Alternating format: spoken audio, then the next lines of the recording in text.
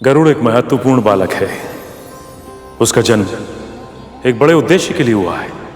अब उसका दायित्व और भी बढ़ने वाला है, क्योंकि अब शीघ्र ही गरुड़ को एक बहुत महत्वपूर्ण कार्य सौंपा जाएगा। कौन सा कार्य स्वामी? प्रभु विष्णु और मां लक्ष्मी को मिलाने का कार्य।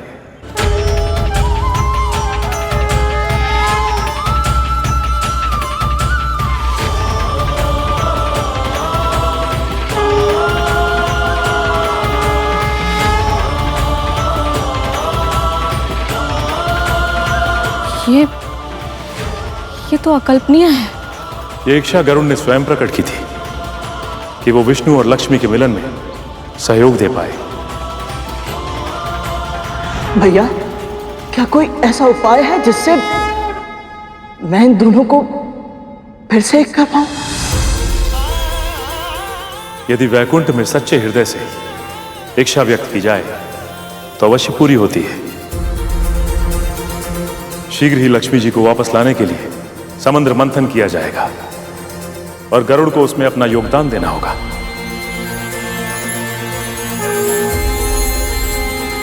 और उसके लिए यह कार्य कर पाना बहुत कठिन होगा विंता, और विशेष रूप से तब जब आप दासी हैं। उसका मन, मस्तिष्क, हृदय, यहां तक कि आत्मा भी सदैव आपके साथ ही रहता है। और आपकी मुक्ति भी समुद्र मंथन के बाद ही संभव हो पाएगी। इसके अतिरिक्त समय आने पर गरुड़ की कुंडलिनी शक्ति भी जागृत होगी, जो उसे सर्वशक्तिमान बना देगी। और उसके बाद ही वो बन पाएगा संपूर्ण धर्म योद्धा।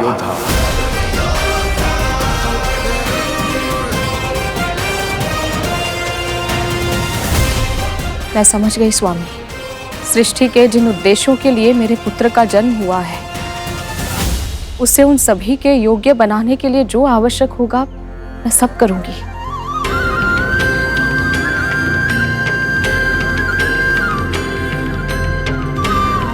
आपका कल्याण हो विंता।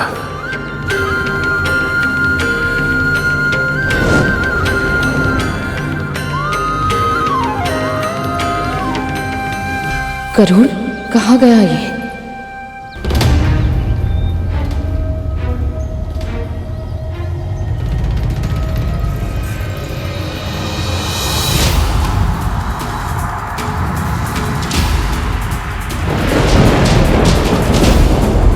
कौन है वो जिसके होने का आभास ही मुझे इतना आशंकित कर रहा है?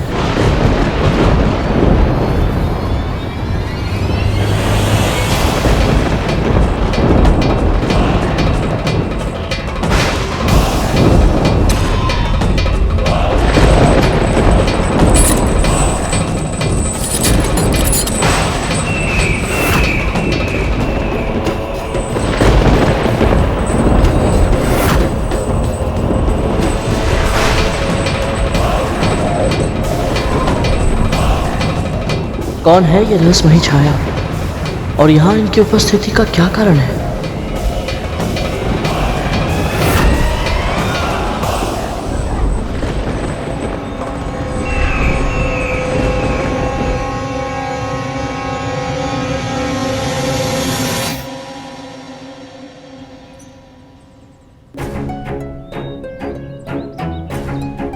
यहाँ क्या कर रहा है तू? कुछ नहीं माँ, बस विचित्र सी घबराहट हो रही है। माँ, मेरे नाग भाई स्वस्थ तो हो जाएंगे ना? मन में विश्वास और संदेह एक साथ नहीं रह सकते गरुड़। तुझे मेरी विष्णु भक्ति पर विश्वास है ना,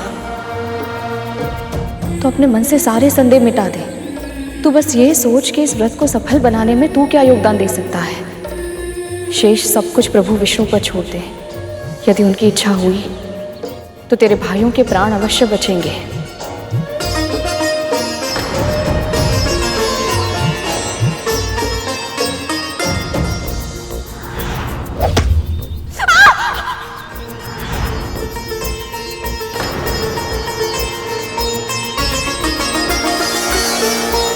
माँ, मेरे कारण आपको बहुत कष्ट हो रहे हैं ना।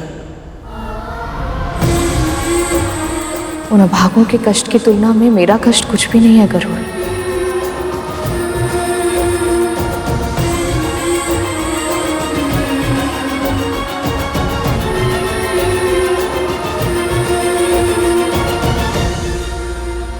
माँ का व्यवहार कुछ विचित्र सा लग रहा है। निश्चित ही वो मुझसे निराश है, क्योंकि नागों की ये अवस्था मेरे कारण हुई है। हे प्रभु, शीघ्र ही मेरे नाग भाइयों को स्वस्थ कर दीजिए। मेरी प्रार्थना सुन लीजिए प्रभु।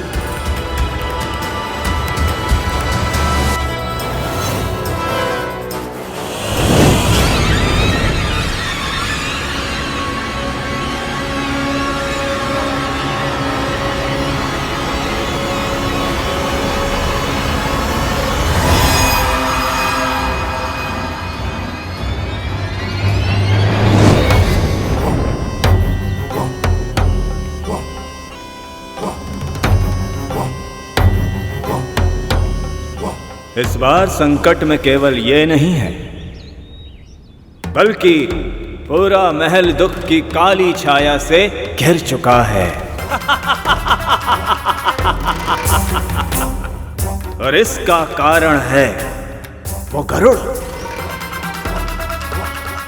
मुझे शीघ्र ही यह सूचना माता को देनी होगी।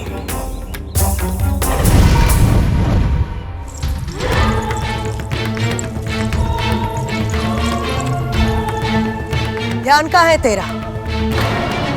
तनिक श्रम कर लेगी तो हाथ खिस नहीं जाएंगे तेरे। और तू सिंहासन के पांव पर धूल का एक तिनका भी दिखा तो उठाकर स्वर से बाहर फेंक दूंगी तुझे। जी राजमाता दीदी।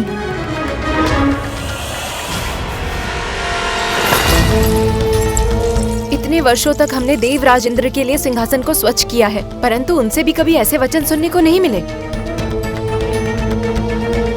और कभी सुन भी नहीं पाएंगे।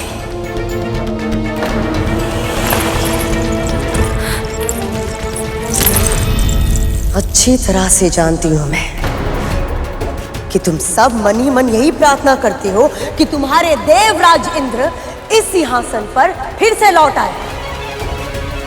कान खोलकर सुन लो, ऐसा कभी नहीं होगा। और उसके लिए हमें गरुड़ को नियंत्रित करना होगा माँ। गरुड़ गरुड़ गरुड़ गरुड़, तुम्हारे प्राण तो बस गरुड़ में ही बस गए। कहना क्या चाहते हो तुम? विमाता कद्रु ने सूर्य पुष्प लेने के लिए सूर्य लोक भेजा था उसे, पर क्या राहु? पर गरुड़ उनके नागपुत्रों को साथ लेकर सूर्य लोक का नाम लेकर शनि ग्रह ले गया, जहां शनि देव की वक्र दृष्टि उन पर पड़ गई और अब अर्धमृत होकर पड़े हुए हैं विमाता कद्रु के सामने। पूरा महल गूंज उठा था उनकी चित्कार से। राहु, तुम सत्य कह रहे हो? हाँ माँ, हमारे पिता ने कद्रु और विंता दोनों विमाताओं को जीवित पुत्र का व्रत करने के लिए कहा है, पर उन नागों की दशा देखकर मुझे ऐसा लगता है कि उनके प्राण नहीं बचेंगे और बचने भी नहीं चाहिए। यदि उसके नागपुत्र यमलोक पहुंच गए तो कद्रु और उसके अन्य नागपुत्र गरुड़ को नहीं छोड़ेंगे। या तो शेष बचे नाग गरुड़ को डस लेंगे, या तो फिर गरुड़ उन पर आक्रमण कर अपने पंजों से उन्हें नोच लेगा।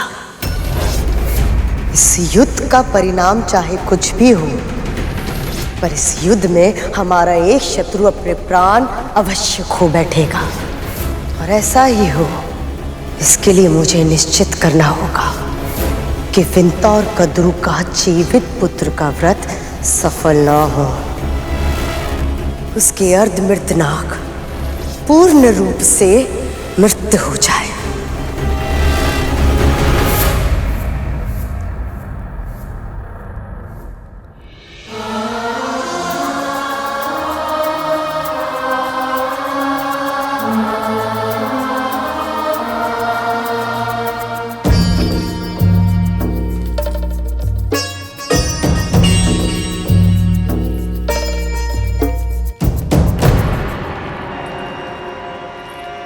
क्या हो रहा है यहाँ?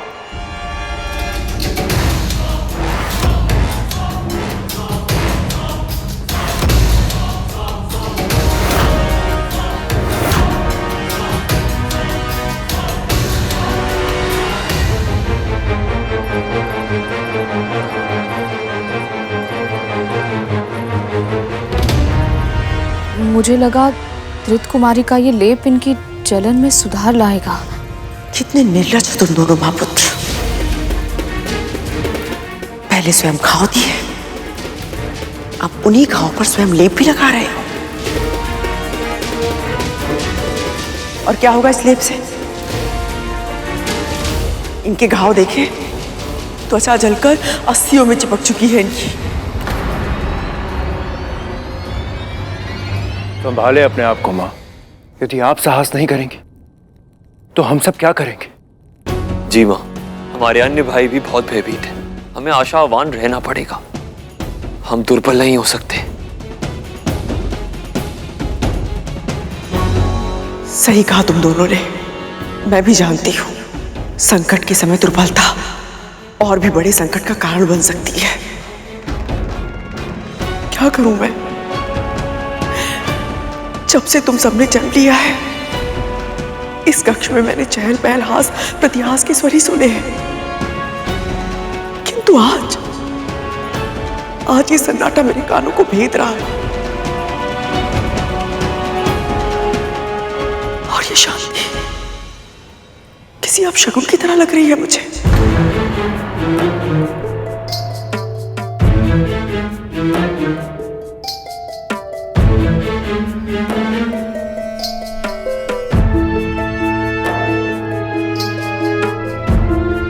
दे मुझे।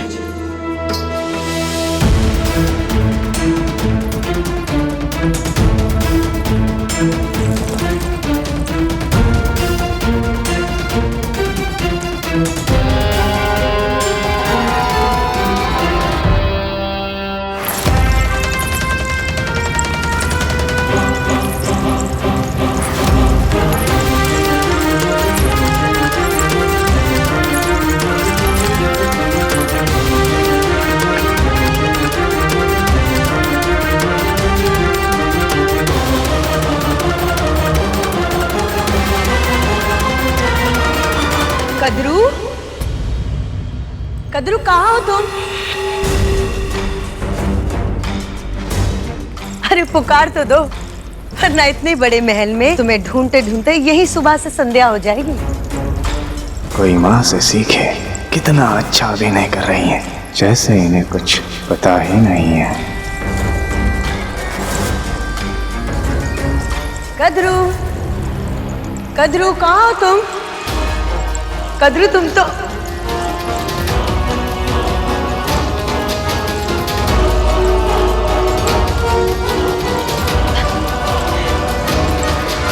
क्या बात है, आज पूरा परिवार इकट्ठा है। कोई शुभ अवसर है क्या?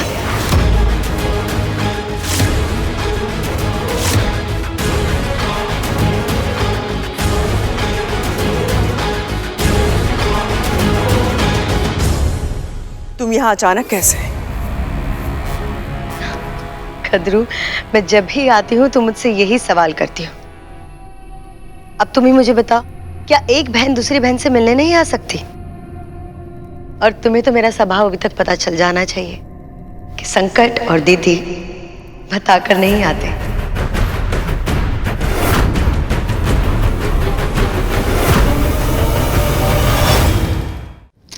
वो छोड़ो, मैं तुम्हारे लिए विशेष व्यंजन लेकर आई। ये स्वर्ग का सबसे स्वादिष्ट व्यंजन है और पूरी सृष्टि में ना इससे स्वादिष्ट व्यंजन तुम्हें कहीं नहीं मिलेगा। बातों में बताना ही भूल गई कि मैं एक शुभ समाचार देने आई थी। वो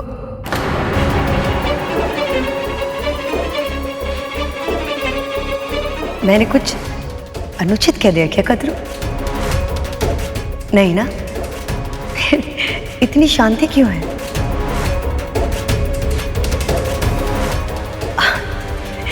वो तुम्हारे शेष पुत्र किधर है? उनसे कहो कि उनकी दीदी माँ आई है।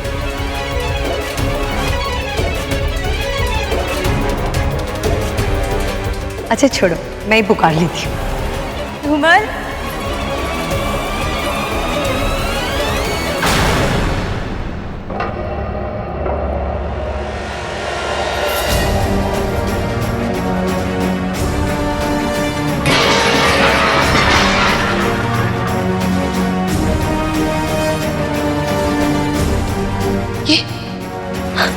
ये क्या हुआ इनके साथ? क्या हो गया मेरे भतीजों को? किसने की? किसने की मेरे भोले भाले बच्चे की ऐसी दशा?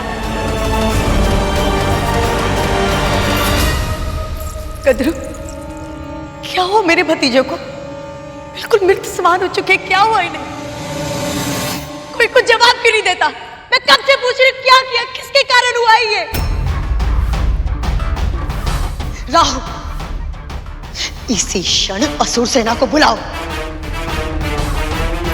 जिस किसी ने मेरे भतीजों के साथ ये किया है, मैं उसे जीवित नहीं छोड़ूंगी, प्राण ले लूंगी मैं उसके। मेरे भोले भाले से बच्चे, किसने किया ये? किसके कारण हुआ है? ये सब मेरे कारण हुआ है।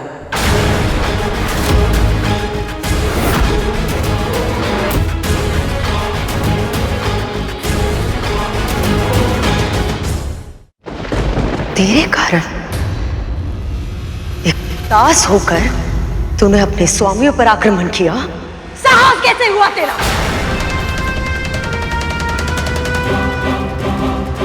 गरुड़ ने आक्रमण नहीं किया दीदी। अगर इसने नहीं किया तो किसने किया? इनकी ये दशा कैसे हुई? रक्षक कालिया, क्या कर रहे थे तुम? अपने भाई की सुरक्षा नहीं कर सकते थे? तिथि माँ, वो हम दोनों। मैंने गरुड़ को सूर्य लोक भेजा था सूर्य पुष्प लाने के लिए,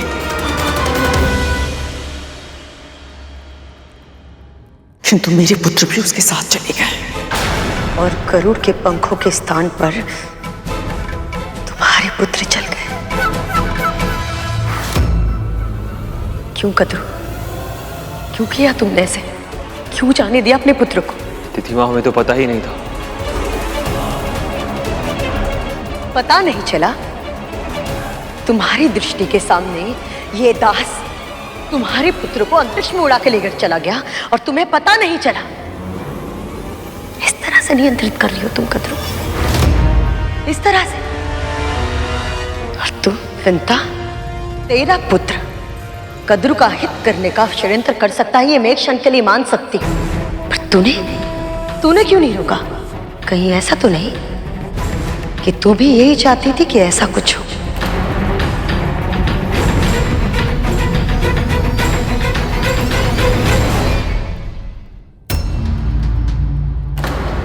नहीं, मां ऐसा सोच भी नहीं सकती। संभव है, और यह भी संभव है कि इसने सबके मस्तिष्क में ऐसी छवि इसलिए बनाई हो ताकि ये कोई भी षड्यंत्र करे और कोई कल्पना भी ना कर पाए कि ये ऐसा सोच सकती है।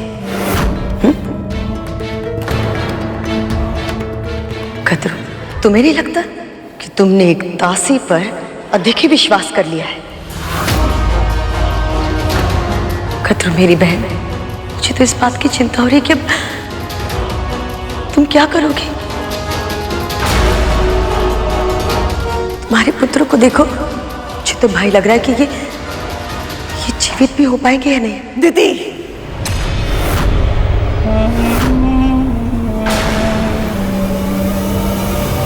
तुम जो मुझसे इतने ऊंचे स्वर में बात कर रही हो, जब तुम्हारे पुत्र जीवित ही नहीं बचेंगे तब तुम्हारा स्वर ही नहीं निकलेगा और उनकी मृत्यु मैं निश्चित करूंगी तुम्हारे व्रत को तोड़कर।